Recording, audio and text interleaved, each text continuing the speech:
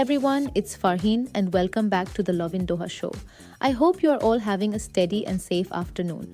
It is Thursday, March 12th, 2026, and we have some very important updates to share with you today.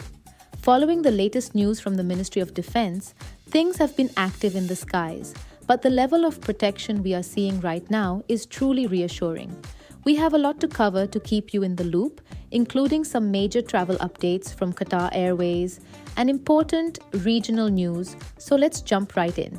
First and foremost, we have to give a huge shout out to our Qatar Armed Forces for their incredible vigilance. The Ministry of Defense announced that Wednesday, our nation was targeted by an attack involving 9 ballistic missiles and several drones launched from Iran. But here is the amazing news.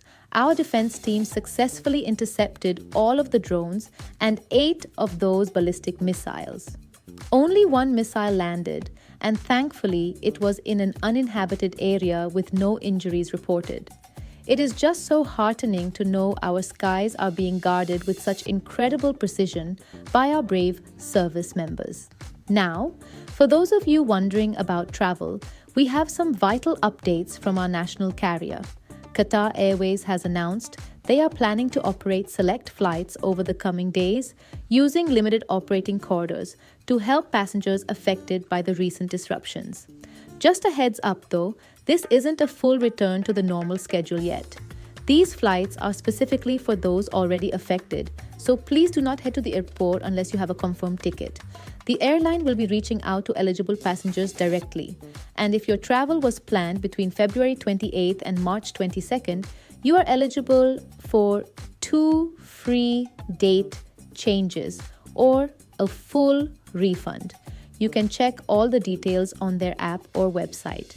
Moving to international news, Qatar is standing strong with 7 other nations, including Jordan, the UAE, and Saudi Arabia, to condemn the closure of Al-Aqsa Mosque gates.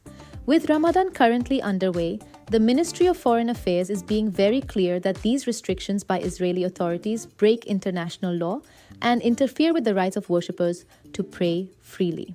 The message from Doha is simple: holy sites must be protected and religious freedom is a right for everyone. Finally, we are looking at regional security as Qatar officially condemns the recent drone attack on Salalah port in Oman. This strike hit fuel tanks at a major maritime hub, and our ministry has denounced it as a serious escalation and a breach of international law. Oman plays such a vital role as a mediator for peace in our region, and Qatar is standing firmly by them, making it clear that targeting such infrastructure is completely unacceptable. And that is a wrap for today's show. From our tech-forward defense success to the diplomatic strength we are showing on the world stage, Doha continues to prove its resilience. Stay informed, look out for one another, and keep love in Doha. Thank you for joining the Love in Doha show, part of the Augustus Media Podcast Network. Don't forget to subscribe to our podcast wherever you listen. Catch you next time.